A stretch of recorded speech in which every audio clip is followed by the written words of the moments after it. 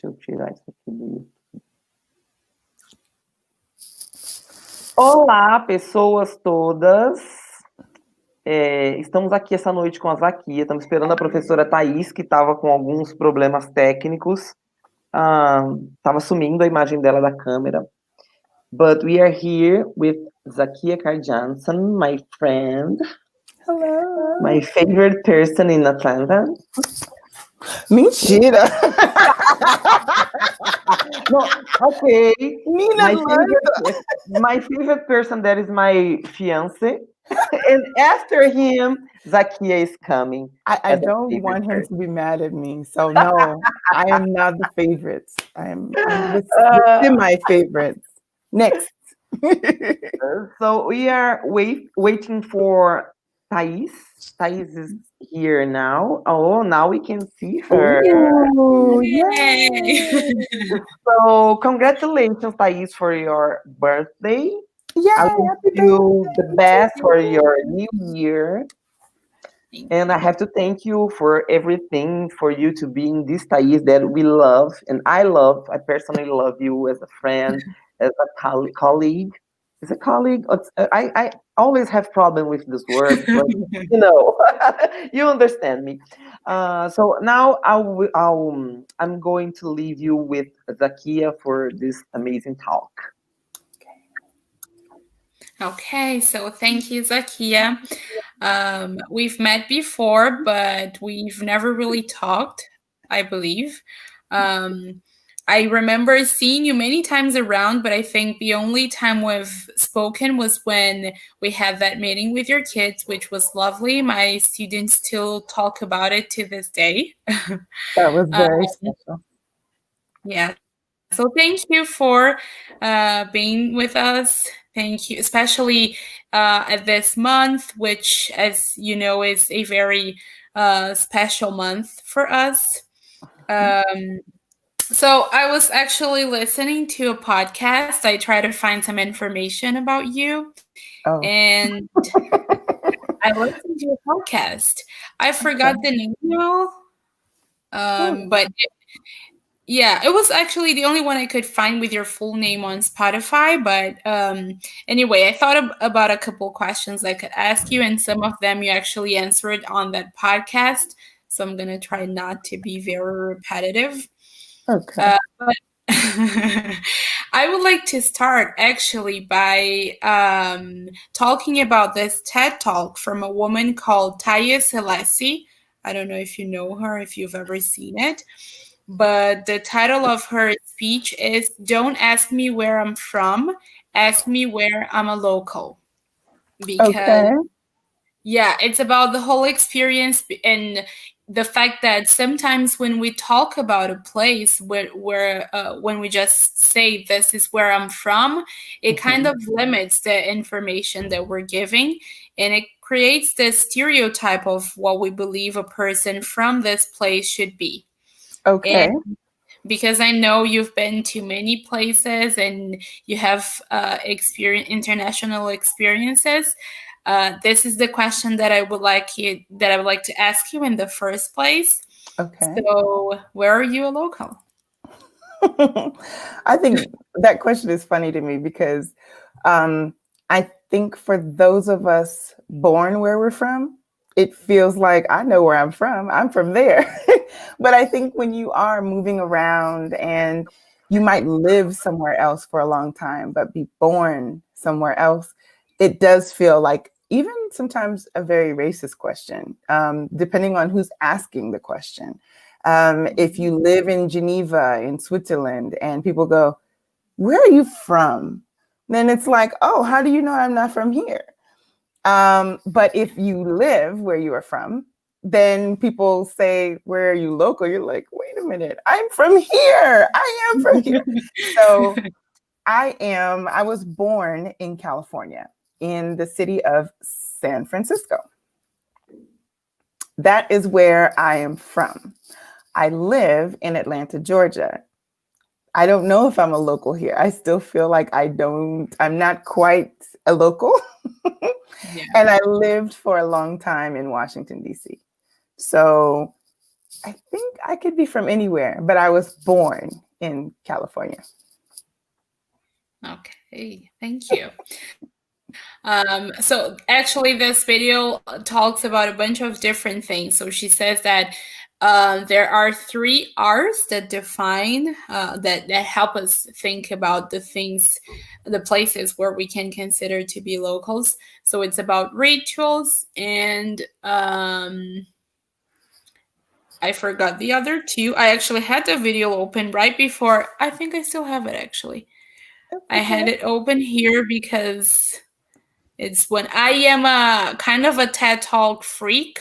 I just, I like to watch many of them and share them with my students. And I think there's this thing. Yeah.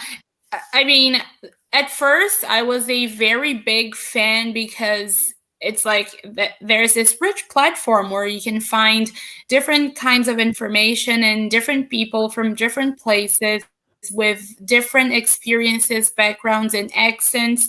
And you have the transcript. It's a very rich platform to practice English. Yes. But because I became this TED Talk freak, I started to watch many Black people sharing their experiences. And I realized that it was so unusual to have a Black person talking about something other than something race related. And it's just, like I understand that it's impossible to talk about anything as a Black person without consider race, but at the same time it's like what else do you do? There are other people talking about so many different things. But so I'm gonna try to find the rituals and the other things that she talks about because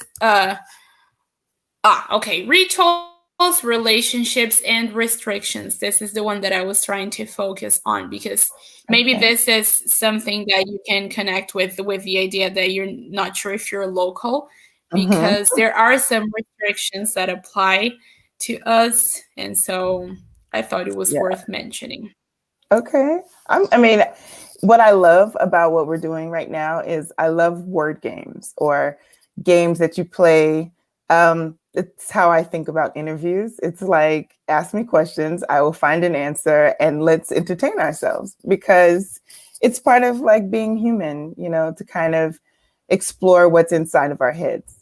These are things that you would not know about me if we just walked and passed each other on the street. So yes, ask away. I'm here. Okay. So I do actually want to ask something that I don't know if is familiar for you to talk about. I mean, it might be, but I would like to hear about people who have inspired you. But I would like you to name like maybe someone famous that we can all relate to, but also someone who is completely like unfamous, someone we've never heard of. Ooh. And that sounds like a short list too. Okay, so inspiration. I have 3 people I think of, and there's many more, I'm sure, because I'm sure my mom would want to be on the list too. So there are lots of people who inspire me, but I absolutely love the writings of Octavia Butler. She has passed on, a science fiction writer, one of the first, and you have to excuse me, I do see Black. It's difficult for me in the month of November to not mention Black people. It is a part of our reality in the US and often a part of what is ritual for us in terms of how we learn about identity and about opportunity, about community. It's many of those things. So for me, one of the most important people, someone I've read like over and over, every single book she's ever written, every article she's ever written, I've read it.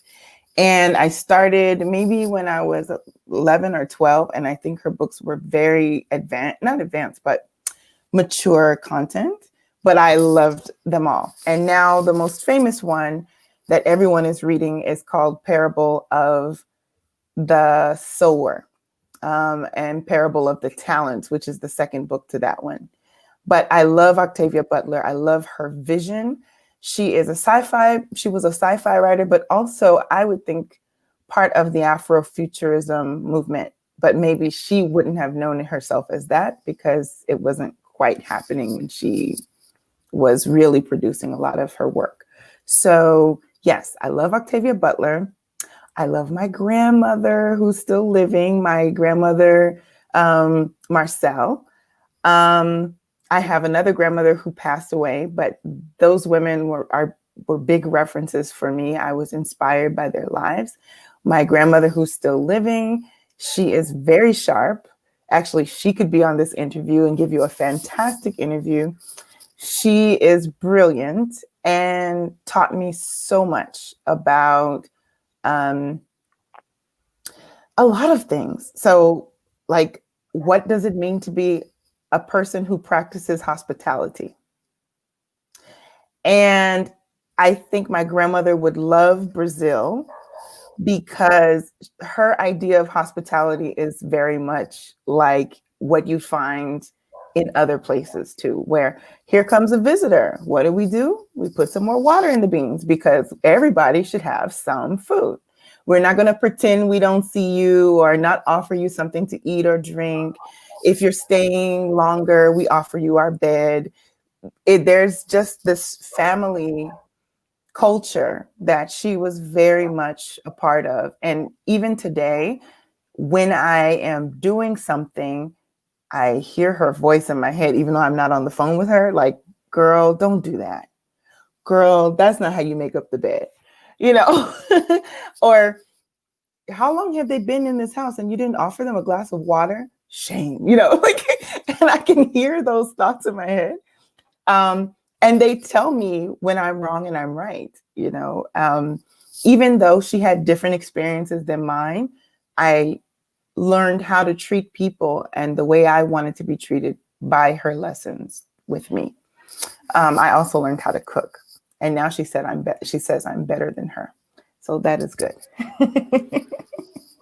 One last question. I question. heard you love to cook, right? I do. I love to cook. My grandmother also, so there's my grandmother. And then this is a different one because this person doesn't live in the US and she is still alive. I had an opportunity when I was in my 20s to work very closely with Zakiya Carr, and she's an inspiration to me as well. I had a great opportunity to learn from her, to talk with her, to understand her view of the world, and it helped me understand my view of the world too. So those are three people I think of. And then of course my mother, because I hear her voice all the time too. But she lives around the corner, so I can hear her all the time. I just have to listen. Okay, Yeah. that is amazing. So, since you've already mentioned Sueli Caneiro and your experience of working so closely to her, I believe it's a good opportunity for us to talk about your experience. What is your connection to Brazil, and how did you found Odara Solutions? I think you said Odara, right? Before we started, is that how you pronounce it? Oh, it's Odara. So, which the word exists in Portuguese. Well, it exists in Brazil too. Odara. Yeah. And Desperate. So just all these different roles that you have, please share with us. That's a lot. Okay. Let's go thing by thing. So ask me the first part. You said, how did I get to Brazil? Or what is your connection with Brazil? Oh, my connection. Okay. So the first time that, or when I decided I wanted to go to Brazil, I had already gone to Colombia. I had lived in Colombia for a few months, and I had studied Spanish in high school, and I studied Spanish also in college. So I was in the middle of studying my minor in college, in undergrad. When I realized I also wanted to learn Portuguese. So I started taking a Portuguese class. I said, well, since I'm learning Spanish, I could probably learn Portuguese too. I should have kept going and been like, and then French. But no, I did not. Uh-oh. Hello? Yeah, I hear you. For some reason, I am not seeing me. Okay, I like left out of the picture. It's because, sorry to interrupt you both, but teacher Daniel is coming too. That's the reason why we have a lot of problems now, because he's trying to go in. Please feel patient. Okay, no problem. I'm here. And you guys tell me what you want me to do. While you're doing that, I have to send a quick text. I think you can. You two can. We can keep going. Yeah, you can keep going, and then you guys are going to edit this, right?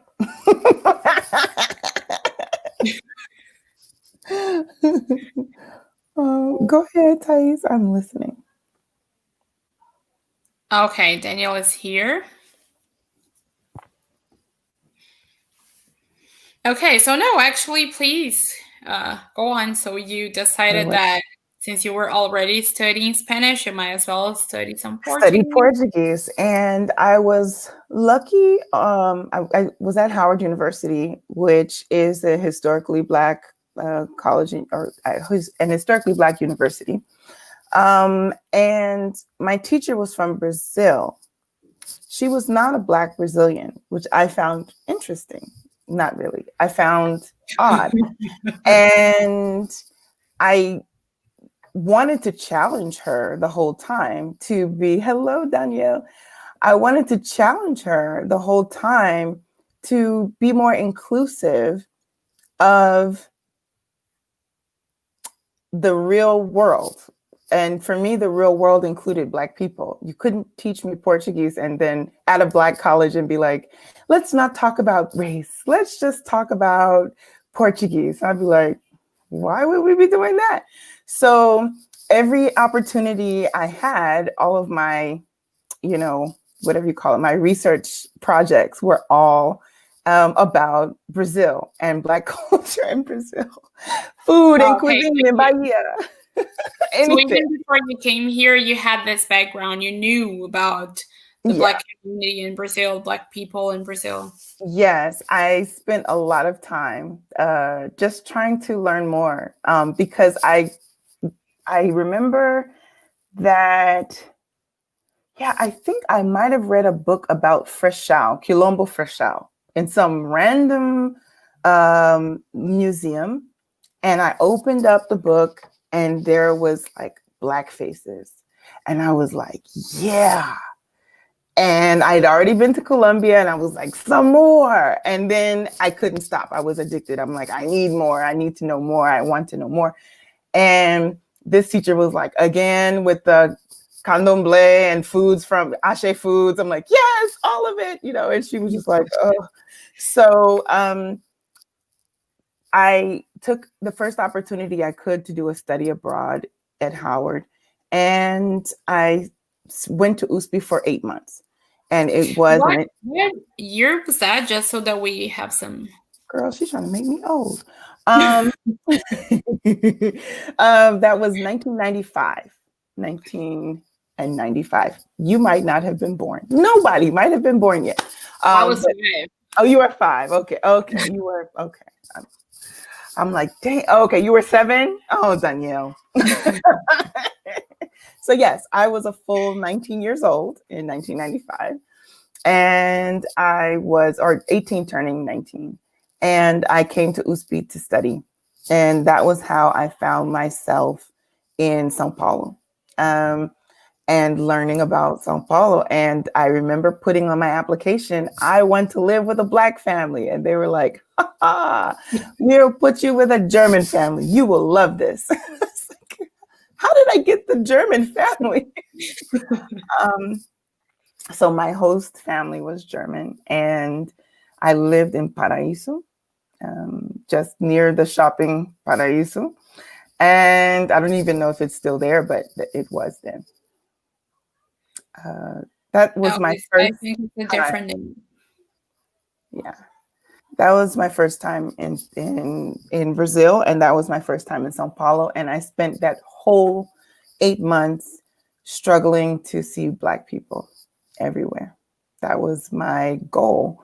Because I had to prove my teacher wrong. Like, there are Black people. You can't tell me they're not here. Where are they? And my host family would be like, they are not here.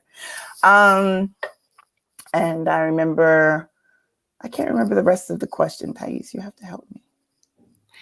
I asked about your connection to Brazil, and then how you everything that involves your roles in Odara and also in Black Women Disrupt.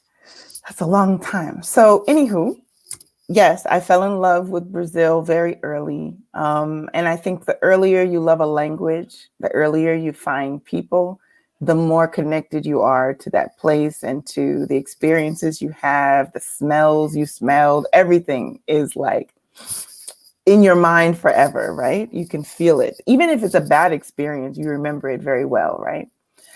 And in this case, I have I have lots of strong memories. I remember food very well, but I have a memory about telling my host family this. Remember, this was the year of 300 anos da morte do zumbi. So I was doing all the things that my host family was like, oh no, oh, we have to protect her from the elements or the people. I don't know what they thought they were protecting me from. They didn't want me to be in danger. And for them, Blackness was dangerous. It was very interesting. So I learned that very early. I was also a language teacher.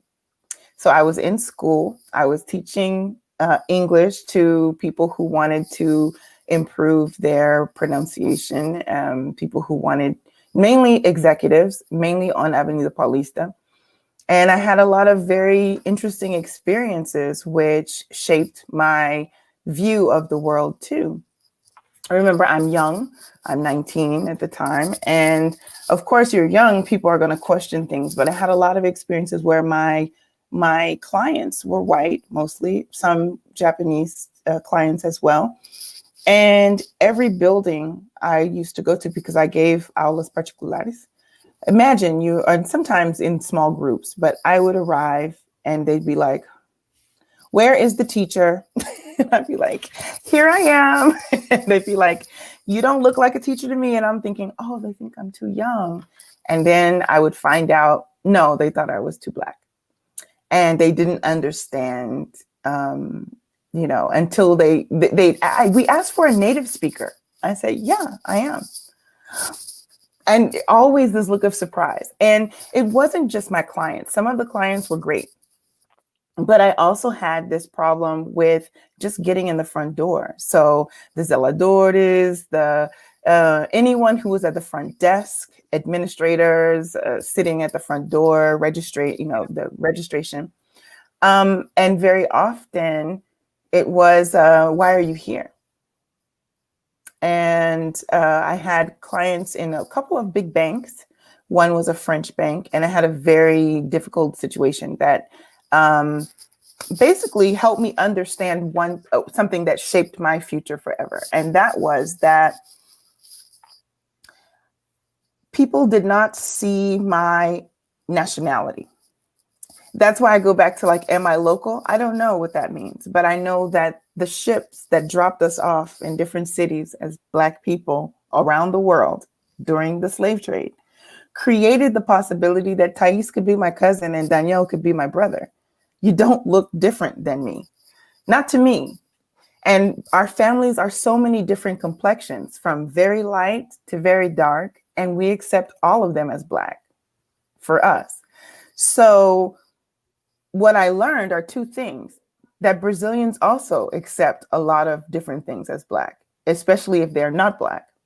And when people would see me, they would say, you don't belong here. But not because I was a foreigner, but because they would see the way I look. I'm a tall, strong Black woman. I've always worn my hair natural. It's never been straight or with, a weave or anything like that. I don't wear a lot. This is like the most makeup you'll ever see me wearing. I don't wear powder. And to have the experience where people would continue to doubt that you could be anything was eye-opening to me and helped me understand that. So in the case of the bank that I was, one of the banks I was working with, I came in early. The guy at the front desk was like, "You're late." And I was in a panic. Like, "Oh no, I'm late. Please call Mr. Mauro." He was like the head of human resources. And he's like, "Why would I call him?" And I said, "Well, because I'm late." And he goes, "They've been waiting for you for such and such." And he starts pointing at a door. And I'm saying, "Who's waiting for me?" And he gets very frustrated with me. Like, he's like, basically he wants to tell me, "Get where you belong." And finally he says, "Okay, so you say you're a teacher, give me your document." And I hand him my passport because that was the only document I had with me. And his whole expression, which before was like this, was like, "Oh, you are American." And his voice changed. He's looking at the details on my passport. "Oh, you're from California." He starts to sing songs about California. It's like if this were a cartoon, he would be sapateando. It was ridiculous, right? Like, "Oh, you are so amazing. I love you so much." I was like, "You were hating me 5 minutes ago. Now you love me." So 2 things I took from that experience. And then actually, after that exchange with him, he's like, "What can I do to help you? Let me help you get the elevator. Let me press the button for you. Let me help you to the elevator." And as he was talking, 3 Black women come out of the back dressed in their uniforms for cleaning with head scarves on and, you know, a whole outfit on, blue. And they're tall and they're Black. And I realize, and they have buckets and mops. And I just remember thinking, that's me. That is me. And the only reason why it was acceptable to mistreat me is because he thought I was from Brazil. And my Blackness then shifted in a way that said my nationality was more important than my Blackness for him. But my identity helped me see that I am not different from those women. I have a passport, but if I did not have this passport, I would be them. And so in my mind, I began to formulate what I did not know how to articulate, which is intersectionality is at play. My multiple identities were in conflict with one another at the same time. And whether it was the identity that people saw or the identity that I felt I had, there were multiple layers of who I am happening. I'm a woman who's tall. I'm a woman who's tall and Black. I'm a woman who's tall and Black. Oh, and from California. How does that work? I'm an English-speaking Black woman. I'm an English-speaking Black woman who's tall and Black and strong. And I just kept playing this over and over in my head. I was 19, but that was what was happening to me. I was having a moment. And that moment shaped how I felt about other Black people. I could no longer, not that I ever did this, but I could not walk in a room and be like, "I don't know these people. I'm not like them." That is crazy talk to me because I could be them. And my roommate, once I left the host family, the German host family, I moved into a small apartment in Butantã, Jardim Previdência, actually. And one of my roommates was also a language teacher, a Black woman from Santa Catarina. Very dark-skinned Black woman with 3 master's degrees, if I'm not mistaken. At least 2 she had. And she was teaching Spanish and sometimes English, I think, too. What I earned as an English teacher was probably 4 times what she earned. I had no degree yet. Remember, I'm in undergrad. I'm visiting from another country and I'm 19. And this woman was probably 30 something and a teacher with many skills. And we would talk a little bit about this. And that's another thing that played in my head was she has all of the preparation. She has all of the skill. But because of who she is in this space, in this country, at this time, all of the opportunities that I might have had in my own country with that same level of academic success, she could not enjoy. So now I'm playing myself as myself in two different spaces. I know this is confusing, and I'm sorry, students, to have a confusing conversation, but that's real. And that shaped my view that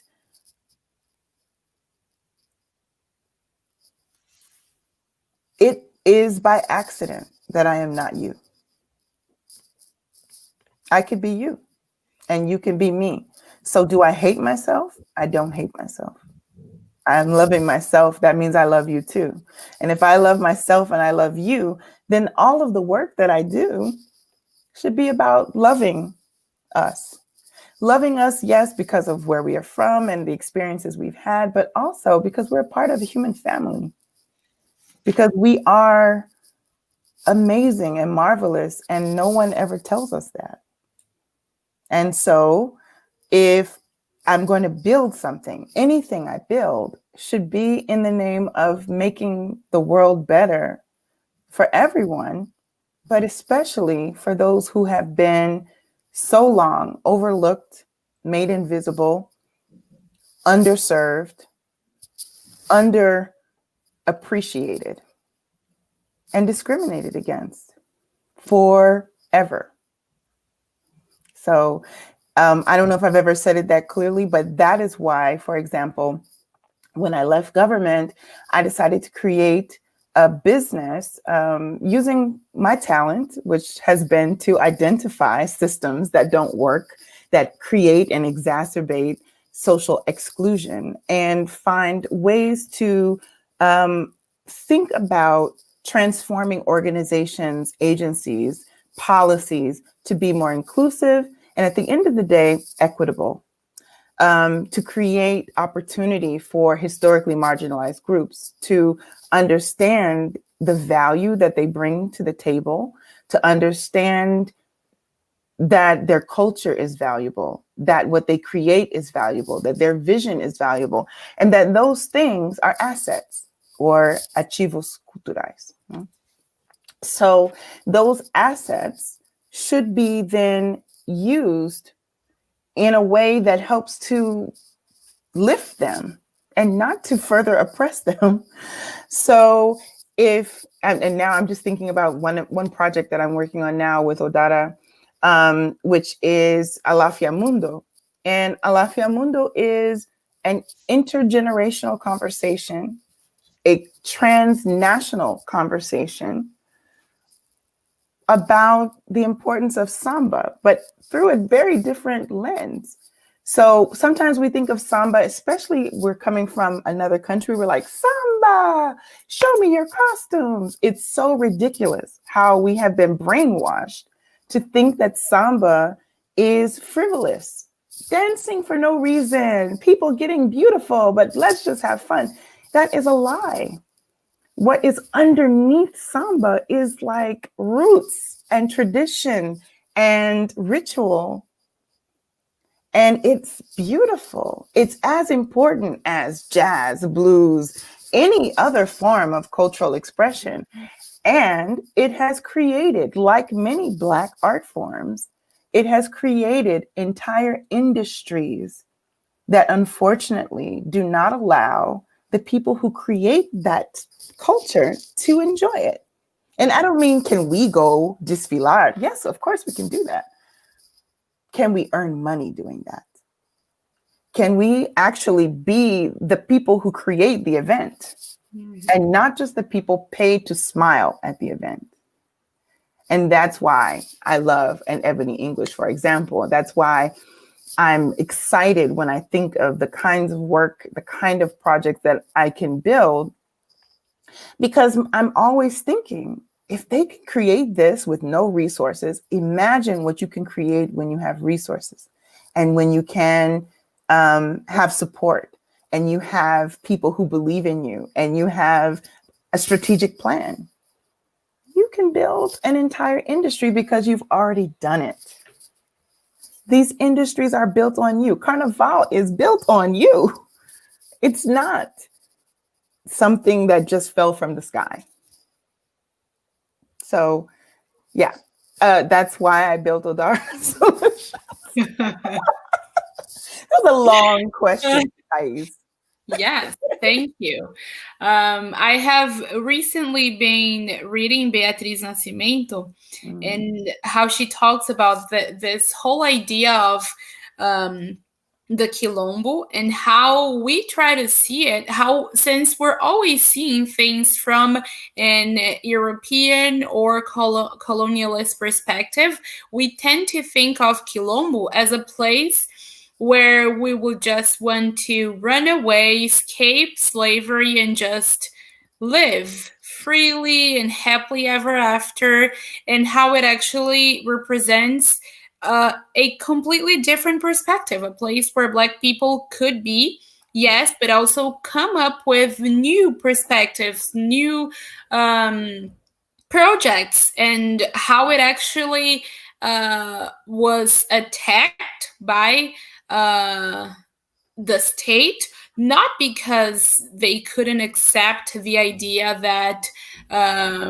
Black people didn't want to be enslaved anymore, but actually because it was a real threat. It was such a structured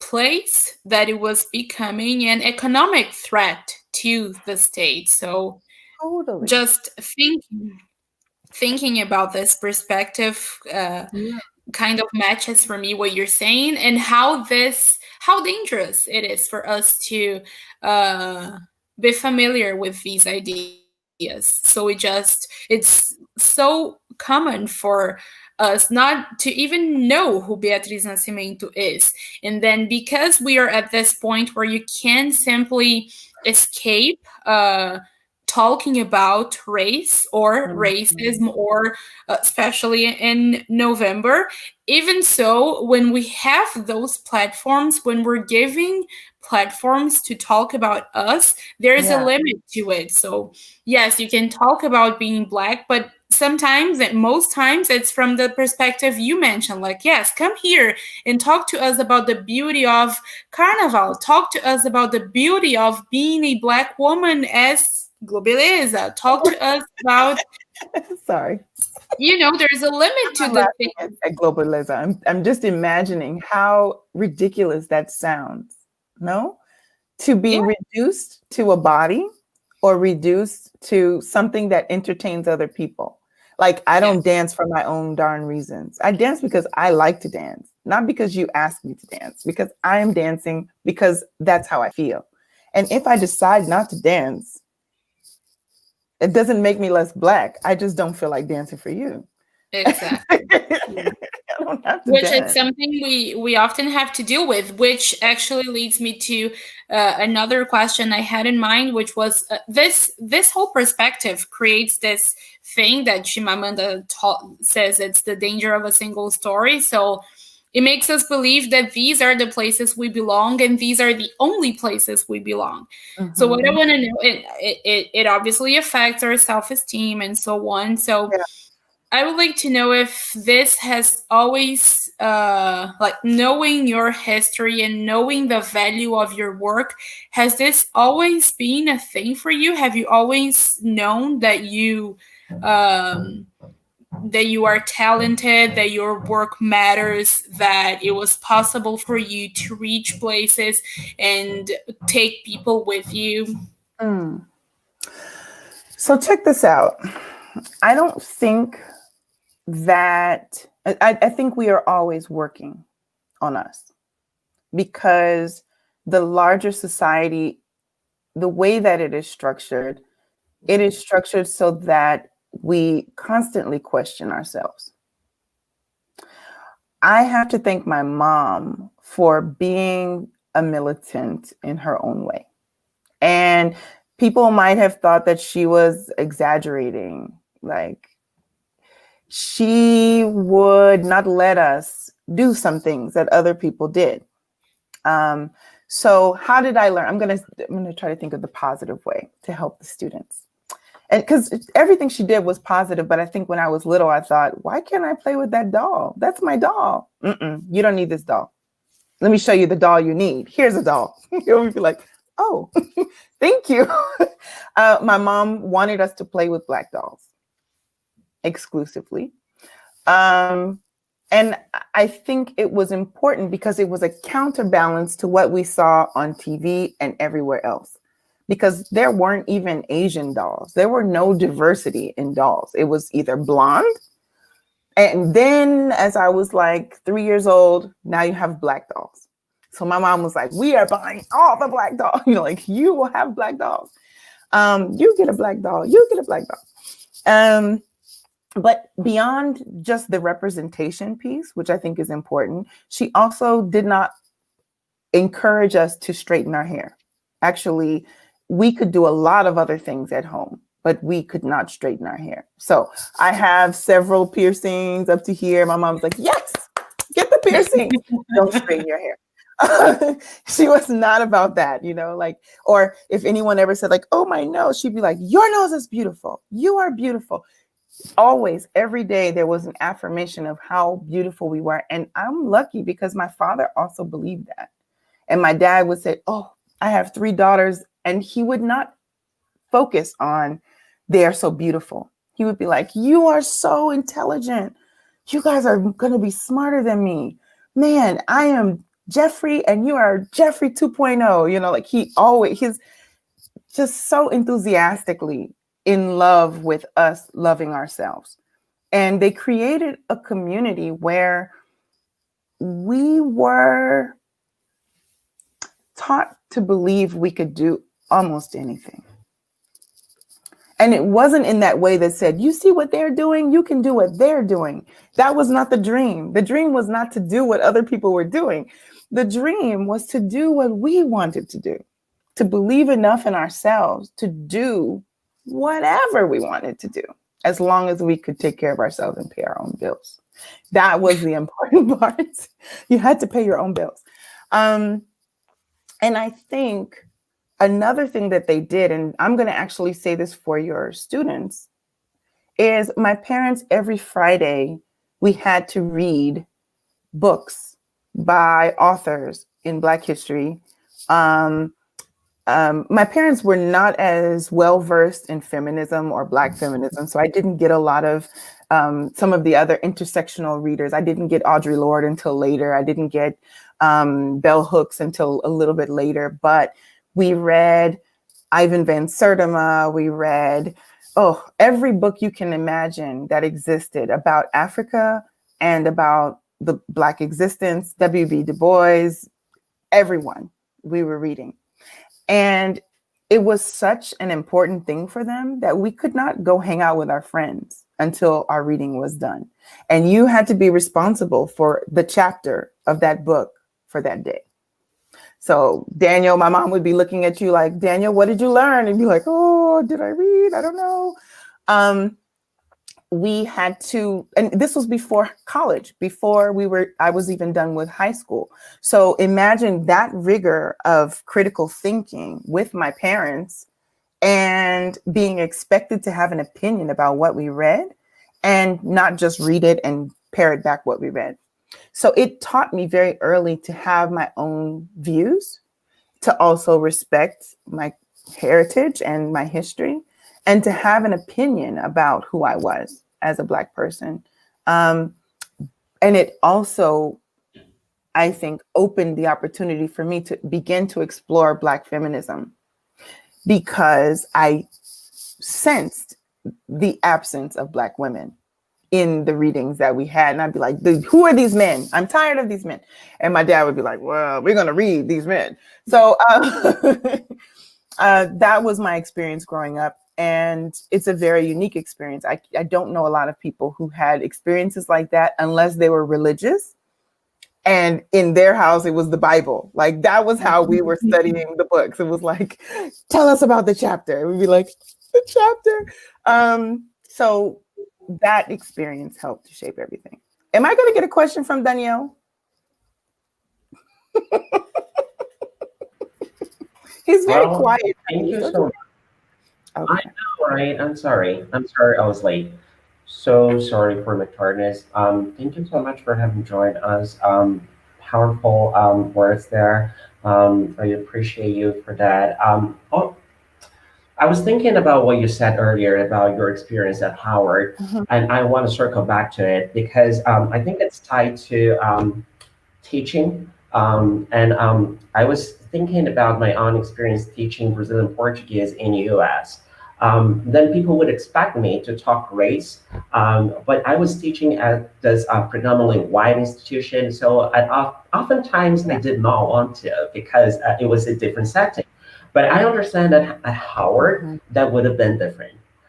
So I'm thinking about this white teacher who was teaching there and then wouldn't tap into the unbridled potential of talking race in the language class. And I'm thinking about the current practices that we have now, especially at Ebony, where we discuss, we talk race, and we think race through a different lens. And I'd be curious to know how your perception of the language itself could have been different had this teacher tapped into the potential of talking race in the language class. You guys have some amazing questions, by the way. You guys as teachers are brilliant.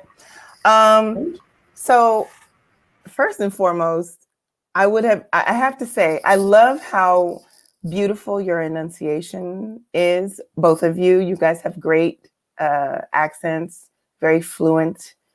But I also notice that you don't get to code switch because you might not have learned about code switching when you learned how to speak English.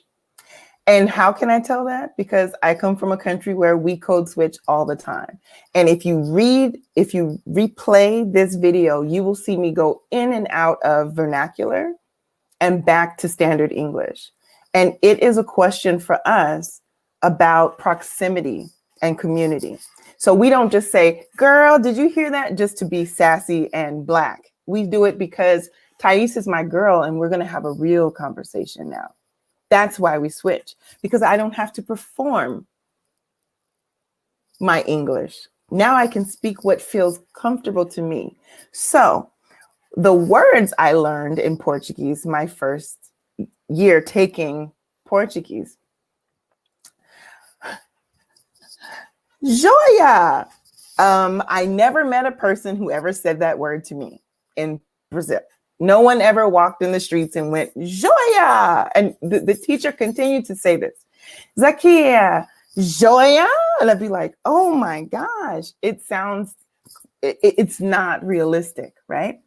And then when I took Portuguese at USP, my class was an intensive class for Spanish speakers. So I learned Portuguese through my Spanish speaking ability, which was already pretty fluent. So I began putting together the pieces. The problem with my class at USP too was, once again, it didn't teach me how to be in society in Brazil, because my accent might have been okay, but I was using words nobody would use. So one of my professors at USP taught us, I can't remember the tense, you guys have to forgive me, but it's the conditional.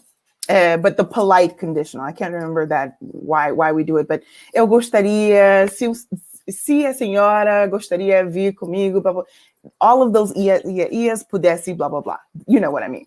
So I get on the bus. I'm going to Osasco. Or actually, I didn't know I was going to go to Osasco. I thought I was going to Horta. I got on the bus, or I can't remember which one, but I get on the bus and I say to the cobrador, por gentileza, se o senhor poderia me indicar no blá, blá, blá, blá, blá. E ele, o quê? Because he's like, fala coisa com coisa, moça. O que você está falando? Eu não estava errado. I was not wrong. But I was using the type of Portuguese that is in the university for talking about my literature classes, and very polite, very overly polite for no reason. And he was like used to people saying, "Give me the money. Can you tell me where the thing is?" You know, and it's just colloquial Portuguese. So here I am, blah, blah, blah, blah, blah. I can't get anywhere because I don't speak Portuguese. I mean, I speak Portuguese, but I sound like a poet when I really just need to sound like a regular person. So I encourage everyone to listen to the different ways that people talk, because just because you are fluent doesn't mean you're fluent. You need to be fluent and understand what all of this means too, as you're practicing your language. And when I went back to Brazil, or as I was there, I really started to love hip hop. That's how I met Martha. I love hip hop, and I began to learn gíria, which helped me so much. As soon as I began to learn the way people really talk, then I could have real conversations with people. And as long as I knew how to switch, which I don't know if you guys call it that, but what you say to your girls on the street is not what you say in the boardroom with your boss. And I think I got in trouble at Geladesk once because I started talking something. I said, yeah, o que ela não quer, treta com... What? I said, huh? And they're like, where did you learn that word, Zakiya? You were studying at USP. Where did you learn that word? I'm like, see, what had happened was I was listening to some songs and they're like, oh, that word is not for here. That word is somewhere else. Don't use that word. But I love language and I love to connect to people. And so just because you can speak perfect English doesn't mean you'll be well understood, because we are watching for something else. What we're watching for from my community is, are you down? Do you have my back? Or are you going to come here and give me a lecture? And that means all the difference in how people will actually communicate with you and share their hopes, their dreams, everything. Because now they see you as somebody that belongs to the community, not somebody who is trying to distance themselves from community. So I began to listen to Portuguese differently too. I began to love hearing when people say, as meninas estão lá fora. I'd be like, that is not right, but that is perfect. Because they mean what they mean. As menina. And there's nothing wrong with that, except you have to know when it's okay and when it's not okay. That's all. I don't know how we got on that topic, but I love that. Let's talk more about that. I was thinking about this one experience I had when I was living in US, and I went to this barber shop, and then I was speaking just the way I'm doing now. And there were two girls, and they were talking to me, and they were like, is everybody in Brazil just like that? Like, what they really meant is uptight, because I was really dressed up as cartoon. Got it. Very preppy. You know? Yes, it's piffy in a way. So that's pretty much what it meant, and I will understand where they're coming from. It's not that I didn't understand, but at times I would also fear trying too hard. And of course, one thing is you don't want to imitate people. Like, I can only talk the way I can talk. Imagine me being like, use manos.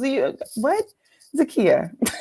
It sounds silly until it's not. And that is something about practice, right? Because if every day you were at the barbershop, if you became a barber, let's just imagine you're in your alternate universe, you became a barber, you would have to play with the people.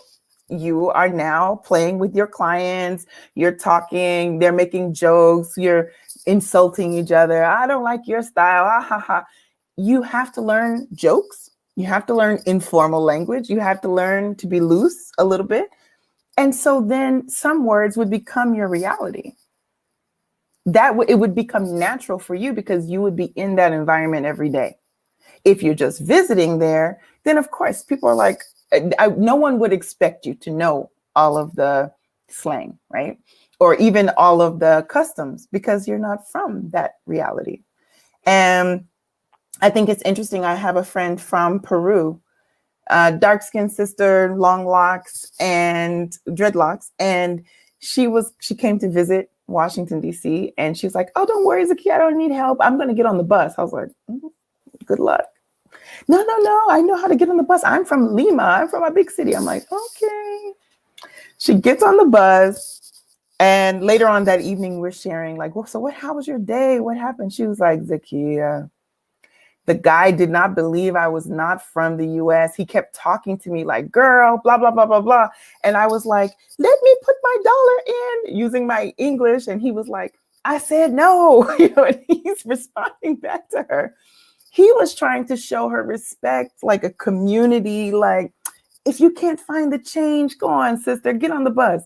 She was like, I can find it. So she was thinking he was like attacking her, like, because she didn't have her money, but he was really trying to tell her, get on the bus, I got your back. And she didn't understand his signals. And later she realized he thought I was Black from the United States, because I don't look like what in his mind would be a foreigner. And that idea that it can work for us and it can work against us. Sometimes it's great to be able to blend in. Nobody knows that you're different. You're just enjoying the crowd, enjoying the moment. And then people realize you're not from here. And how now must you act? Do you have to be a representative of your country now? Do you have to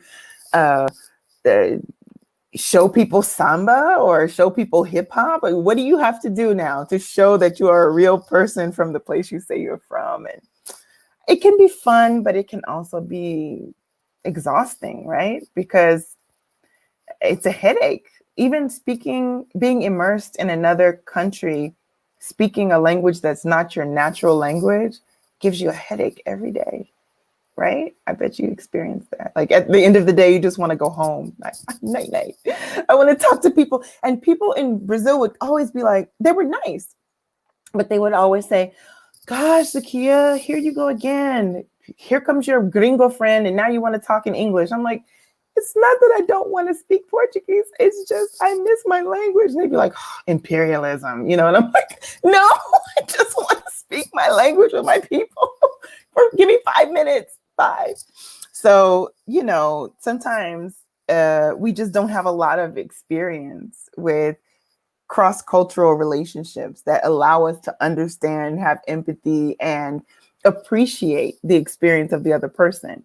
Once I lived my life in another country and was an exchange student, when I receive exchange students or have someone come to visit, I'm different. I'm not going to let people not give them enough space, not let them go. Maybe you feel like laying down, and they're like, oh, okay, yes, I do feel like laying down, because it's exhausting.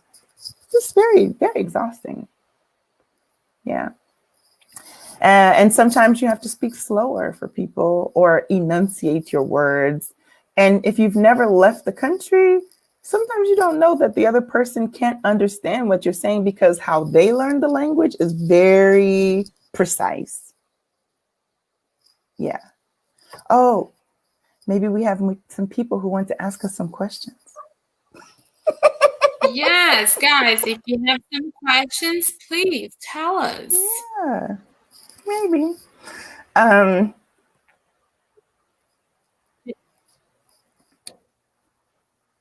No, I was just going to say, in the meantime, could you tell us about Black Women Disrupt? So I am the co-founder of Black Women Disrupt, and I'm the visionary behind Black Women Disrupt. And literally, Black Women Disrupt came out of, I started my business, Odada. I, was not an entrepreneur before that. I have always worked in other organizations. Always had it very central in my mind that economic empowerment is important. And that was the one area that people never wanted me to touch. Like, oh, let's talk about culture. Oh, let's talk about exchange. And I'd be like, let's talk about economic empowerment. And they'd be like, oh, let's not. I'm like, oh, no, let's do that. So when I started my business, I was super excited. I think I felt like I knew the area I wanted to work in, but I felt also very isolated. I felt like, wow, I live in Atlanta. I don't know a lot of people in Atlanta. I just moved. And a lot of my network, a lot of the people I work with every day and have conversations with every day are in other countries. And many of them were Black women. I started to think about the Black women who were business owners, who were entrepreneurs, who had talked to me about their businesses before I left my last job, and who were like always asking questions and bouncing an idea and brainstorming with me. And I thought, man, I need this for me. I want to work with other Black women entrepreneurs in the Americas, and that grew to be my thinking of around the world, to help inspire us, to keep us motivated to reach our goals. But number two, to help us challenge ourselves to be our best selves, and then to create with one another. We're often told that's your competition.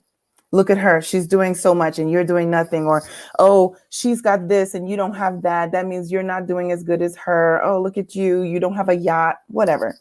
I wanted us to think about how we would work together and how we would work together across borders. So if I knew of a businesswoman in Sao Paulo, what could we do together? Let's talk. Let's start talking.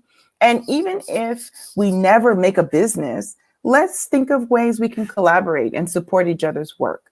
And that's, again, why I love Ebony English, because it is a Black-owned business. And it is a beautiful example of something you can create that also can have impact on people who aren't where you're from.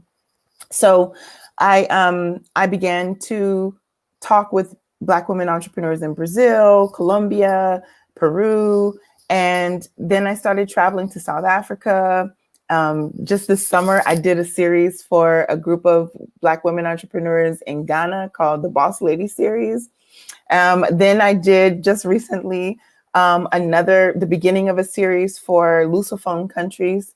It's in Cape Verde. It's not Brazil. Sorry, guys. But Cape Verde, Guinea-Bissau, Mozambique, Angola, and Cabo Verde. And we've been having, I think I said that already. Anyway, we've been having this series now. My second one is coming up on Tuesday. And it is talking about what we need to feel a level of self-esteem to be able to do the work that we're doing. It is difficult to be an entrepreneur. It is lonely to be an entrepreneur. Trying to be successful without community is like, don't do it. So you need an ecosystem. You know, people love to talk about ecosystems and building ecosystems. It's so sexy, right? But it's really just a support.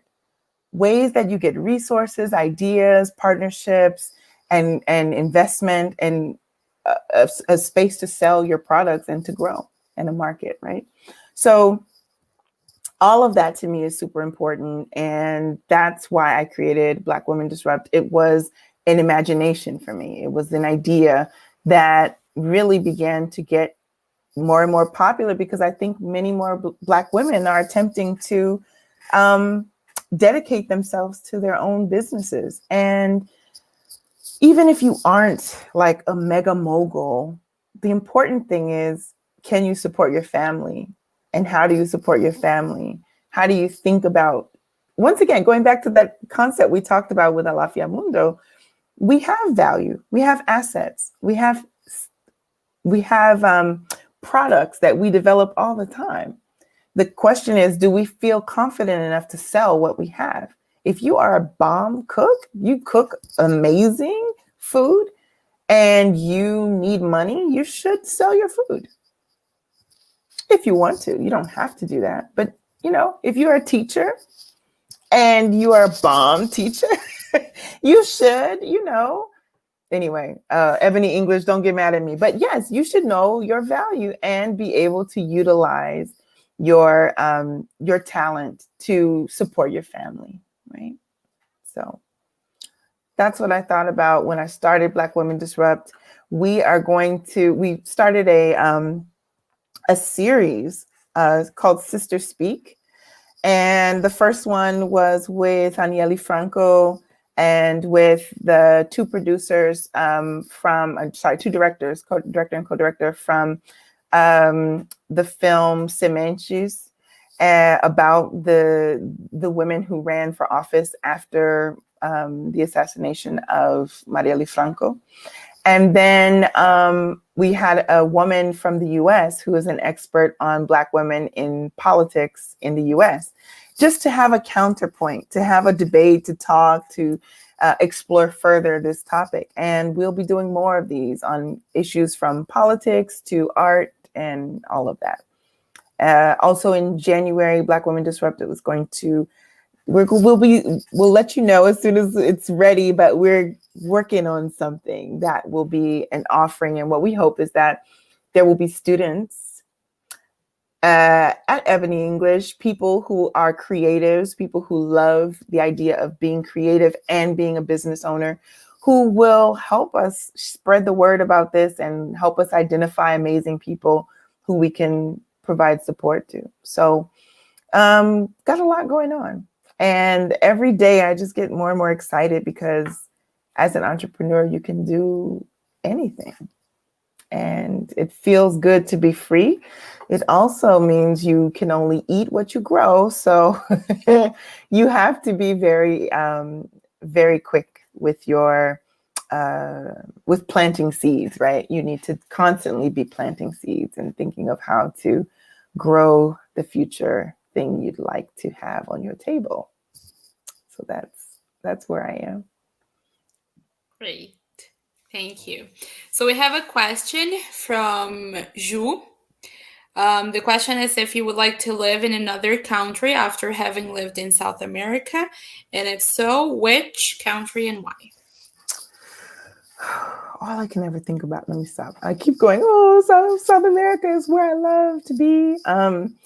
I think after going back and forth to South Africa so much, that was interesting. I don't know if I would live a long amount of time there, but I definitely want to keep going back. I got a chance to go to Angola last year this time, and that also was quite interesting. Maybe Ghana.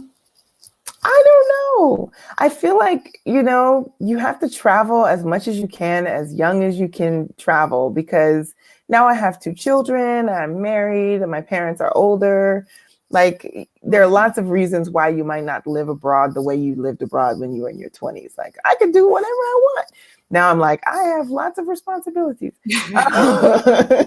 So I think I would want to live somewhere where I knew that my children could be safe, where they could go to school. Like, your priorities change a little bit. Mm-hmm. So anywhere is good as long as it's safe. Okay, great. Yeah. So we have another one, which is, hey, Zakiya, I'd like to hear from you about Martin Luther King and Malcolm X. I see that people here in Brazil love King and don't really like X. Yeah, because we also have this idea that, Martin Luther King was this very pacific person, and we almost never talk about the fact that, towards the end of his speeches and his ideals, he came to the conclusion that, maybe this whole thing of being Pacific and everything is not really working as well as I expected it to. But that's not something we discuss. We just talk about the fact that, look at him, such an amazing guy, did things was very had a lot of violence. Yeah, but also the fact that he had a lot of violence directed at him and still responded with peace. Mm-hmm. And we don't connect the idea that, that we're talking like the country where he stood up for all of that is the same where George Floyd was assassinated, right? So mm-hmm. how could you possibly say that it was a successful thing, so. Well, it's interesting. In the 90s, when I was growing up, a lot of us young people were grappling with what we were told about about Martin Luther King and what we were told about Malcolm X. And I think for a lot of people who became extremely conscious, there was a moment in their lives that the kind of the portal for them was the autobiography of Malcolm X, because it allowed them to articulate a number of things that they were told that they should be afraid of about themselves. Like, you know, having an idea of self-determination, feeling like you should be able to name yourself and think for yourself and be your own person, have your own name. You know, we take it for granted. My mom was the first generation to change their names like that. And my mom changed her name. She had a given name. And when she became conscious, she changed it to another name. And so I grew up around a lot of people who had changed their names, had embraced different ways of thinking about a Black future for them, what they wanted. They gave their children different names. So my name is Zakiya because of the movement that my parents went through. And I think those movements were even different from what Malcolm X had to offer, or what Martin Luther King had to offer. I think my parents were more Pan-Africanist, which meant they were looking a lot more at like a Marcus Garvey and looking at, I don't know, maybe even looking at W.E.B. Du Bois, looking at different examples of like what it means. Aimé César, a lot of different Black, many of the people from the Negritude movement, some of them were from the Caribbean, that kind of thing. And their idea, their concept went outside of Black nationalism to embrace an internationalism of Black thought, right? So when there was this debate about like, is it Martin Luther King or Malcolm X? I was like, both are interesting, but we were also pushing against that. It's almost like a folkloric view of Martin Luther King. Like, I don't think some people ever read anything he wrote or anything he said. They chose and picked and they chose only those phrases that I think made them feel safe. Like, I love now reading history now that we're where we are. There's so many people who they love having conversations about Martin Luther King. Oh, he was, like you said, nonviolent. He was so many wonderful things.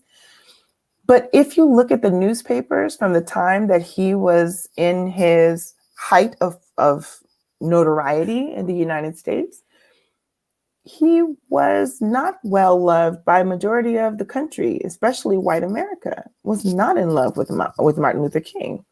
Now, everybody says they marched with King. They love him so much. They visit his monument. And it's kind of this nostalgia, like looking back, like, didn't he help make us a better country? And yes, he did. But I think the things that made them think he was dangerous back then were exactly the same things that we're experiencing now. There's a quote that he said about riots. And he said, the language of I'm misquoting this, but it's like the language of those who are unheard is a riot. So the language of those people who don't have a voice are riots. And he said, unfortunately, what we don't do in the winter will come to get us in the summer. And that had everything to do with the inequality that existed on a regular basis that was structural for Black people that no one ever wanted to unpack or talk about.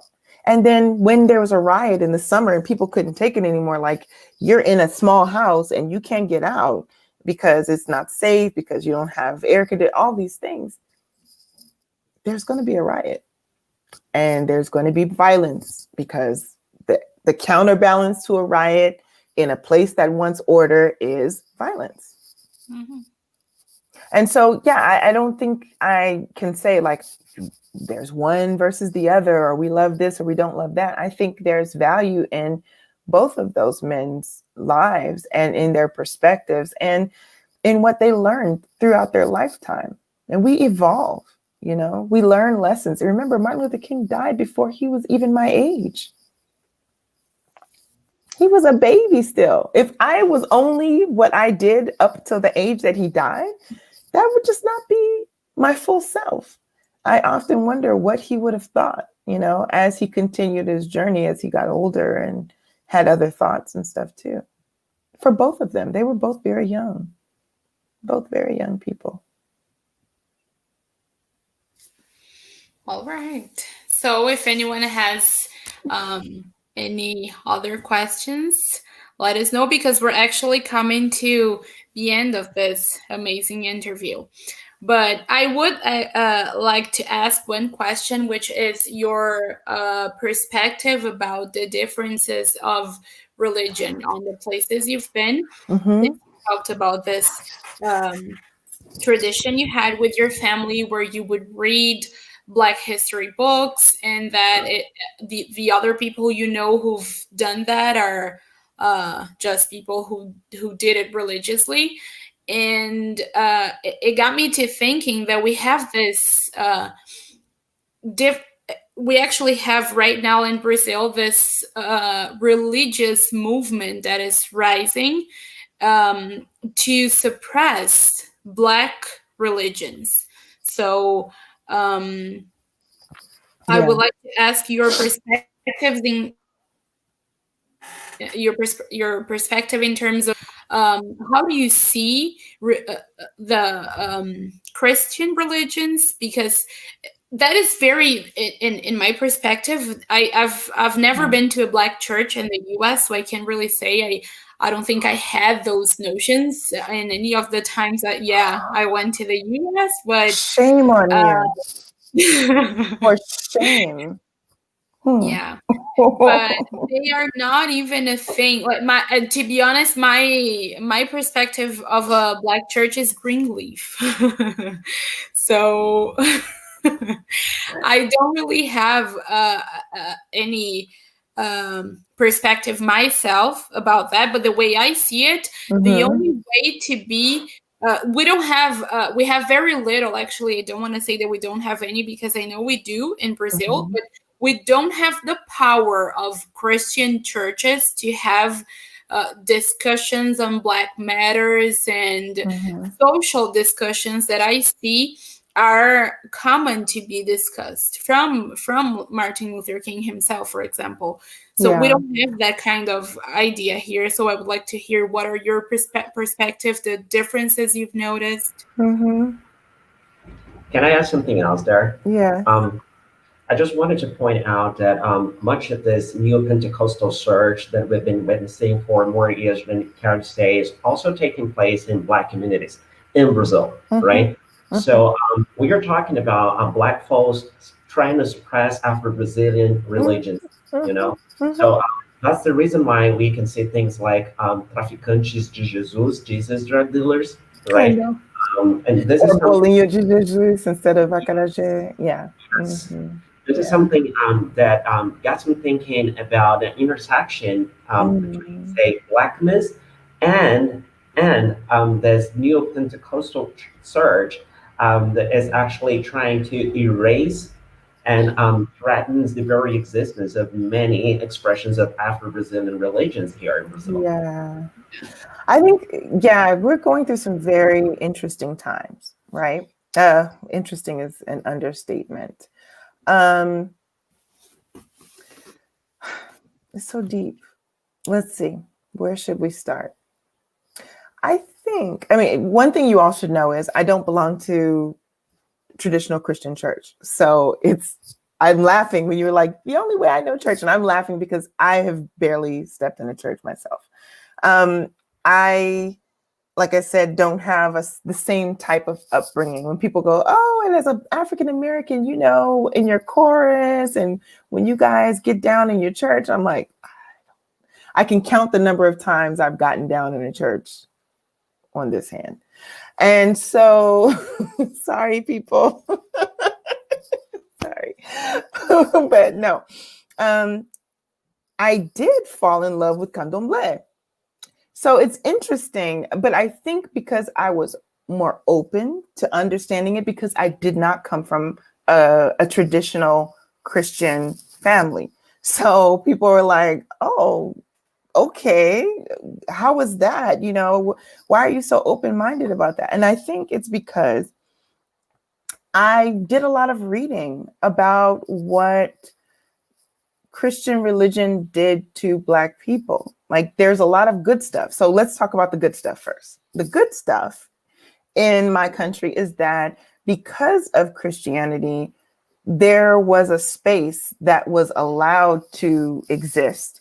And that space became one of our strongest institutions. That is the Black church.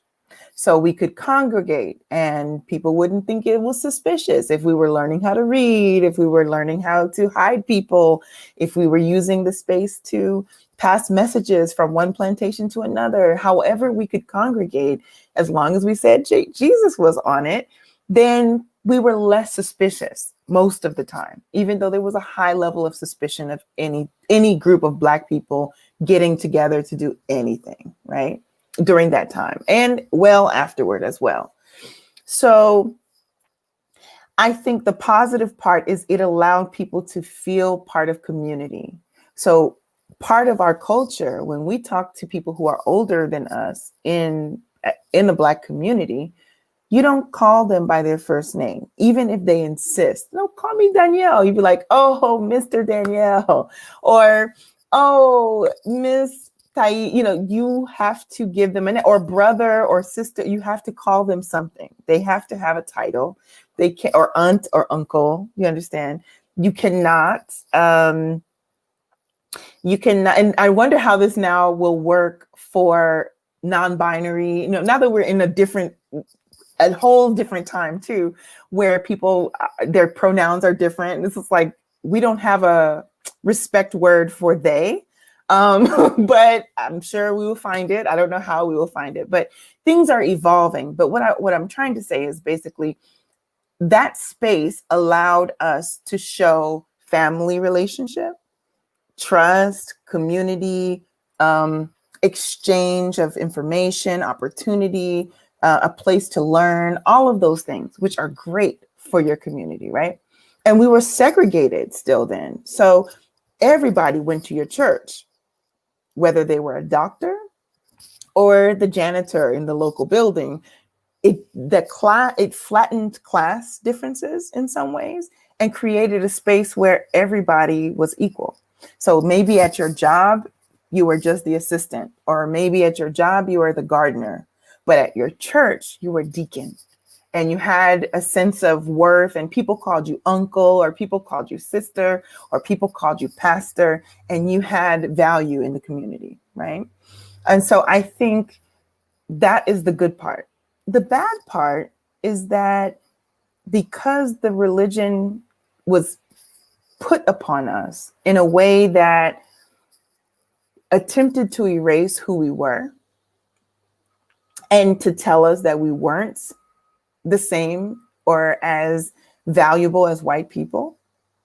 It was just so much racism baked into the Christianity that I think a lot of people lost so much. We lost how we relate. You know, maybe there were lots of things that we kept, but so much that we lost. We couldn't dance in our churches. We couldn't play drums in our churches. We couldn't, we couldn't have certain saints, or we couldn't talk about multiple God. None of that. So I think we lost a lot of things too, because of that focus on evangelical church. And then when I went to Brazil in '95, this universal church was really starting to become popularzinho.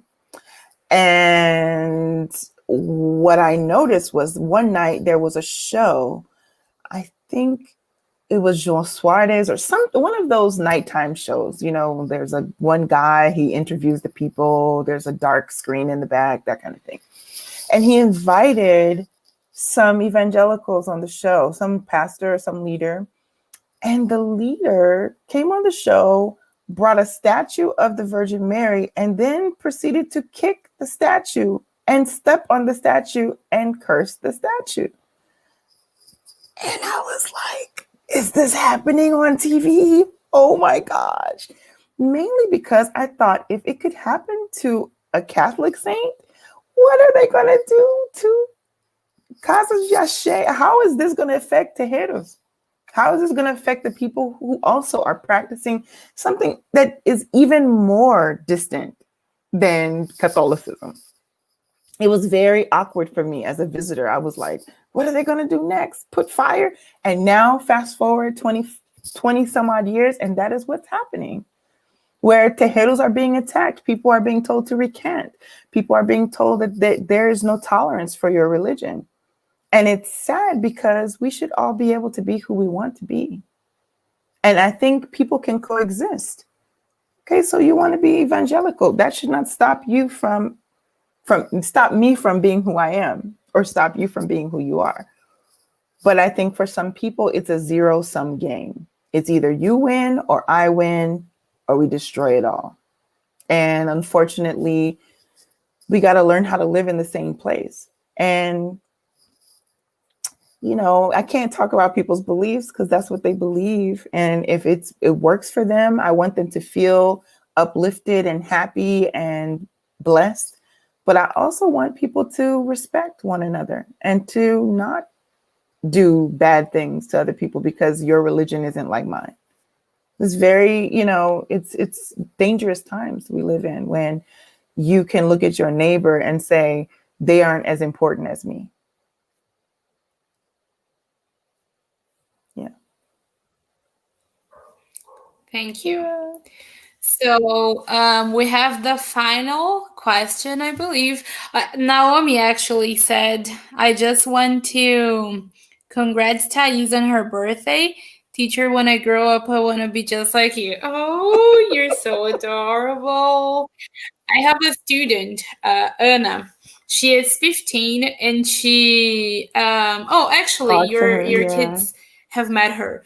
So she's the oldest and she says, oh, I'm so proud to look to all of you because you're so young. She's like 2 years older than them, but she's like, you're so young and you're so inspired and you know so much about your history. I'm so proud of you. Oh, that's So wonderful. yeah, Naomi, you're gonna go much I will let further. them know. Thank you. My daughter is actually working on a paper right now on Black feminisms. So we shall see what she comes up with. Definitely. It better be good. No. Okay, so yeah, it's already past 9. Do we have time to answer to Doug's last question, or do you want to end it? Well, It's soon it will be bedtime here. Well, let's go ahead and answer. It's not, I mean, I can see the question. Zakiya, the racial classification system in Brazil and the United States is different. Mm-hmm. Do you understand that any of these are more or less bad? Well, Doug, it's different. But I also recognize that sometimes I get frustrated because I'm like, why are people saying this when we're all in a family together? Like some people, I have a girlfriend who was like, oh, and then this fake Black girl said to me, and I'm like, fake Black girl? She's like, oh, she was light skinned. I'm like, why is she fake? Oh, because she's not really Black. I'm like, what makes her not Black? Oh, well, she's like this or she's like that. And I started thinking like, that's one space where I wish we had more love for ourselves because it's not always our fault how the society created us. I don't know if that even makes sense to you guys, but if my mom is a Black woman, this is how we see it in the US, right? And I don't know if every Black person sees it this way either, because our views are starting to change too. But this is how some of us, you know, became or learned about our consciousness. If your mom is Black or if your dad is Black, you can't deny your mom or dad, and you probably can't assume the same position as your other parent who might be white. So you are Black. And it's not a punishment to be Black. Why is it like, why do I have to be Black? You are just Black. It's okay. See, we survived. And so many of us had situations before it became legal for people to marry in the US, someone who was of a different race. If you had a child from a white person, it was probably a violation. It was probably not a consensual relationship where you say, I love this guy. He's so cute. He loves me back. We just love each other. Kafune, kafune. Nope, it wasn't that. So this idea of like this lovely relationship where two people are just romantic, like a movie, is fake. And if that's what happened to us, the children we had from those relationships were still our children. You couldn't give that child away. That's your child. So our view is that child is yours. And if that child is light, it's because of what we know happened, but we don't have to talk about it because that child is Black. She's ours. And it's a different way to think about what that means, right? Now people have choices. We marry who we love who we marry, or we get married to people we don't love, whatever. You know, we're free. We can do what we want. And I think in that freedom, we forget how we got here, because I am the Black that I am because of what happened in my past, just like you're the Black that you are because of what happened in your past. And we know that this is also not indicative of what is in our DNA always. Somebody could be half Black and look like me. Somebody could be all Black and look like me. And what is Black? Because if we've always had mixture since the time we came to the Americas from Africa, because of the way we got here and what was allowed to happen to us, then how can I say that one person is Black, but this other person is not Black? I don't know. I'm working through it, you guys. I'm also understanding that we are moving, we're constantly shaping our identity.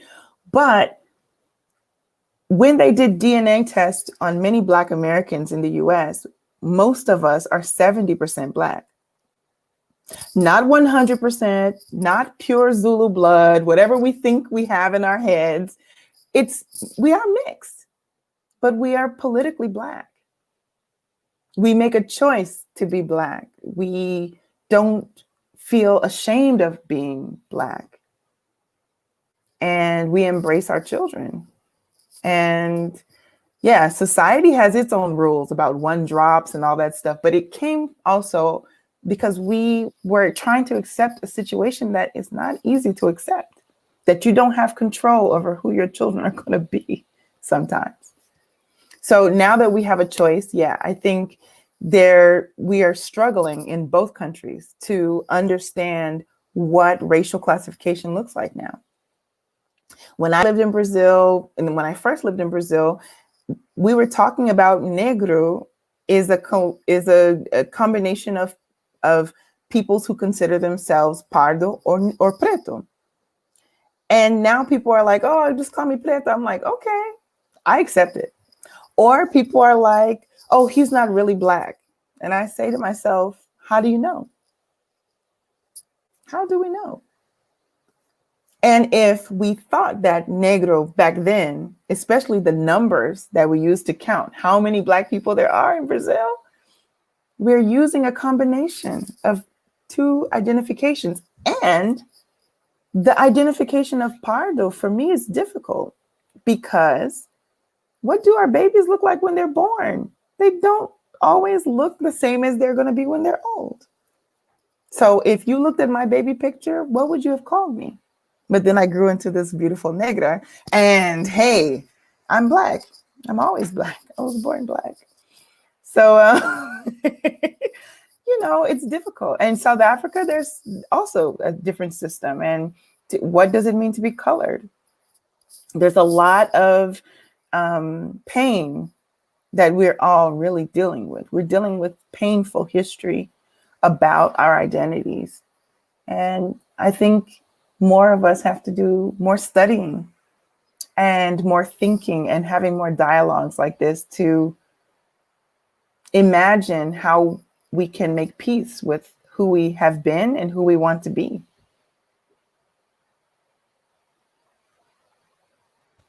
Well, I believe this was a beautiful speech to end this interview. Zakiya, thank you so much for being with us tonight, for sharing your ideas, for bringing us even more knowledge. Thank you for being with us I'm again. very, very honored. I'm so happy to be here. Happy birthday, Thais. Happy mês da consciência negra, meu povo. Good night. Thank you. Nice to meet you, Danielle. Bye. Take care, you guys. Be good. Likewise. All right. Bye. Ciao.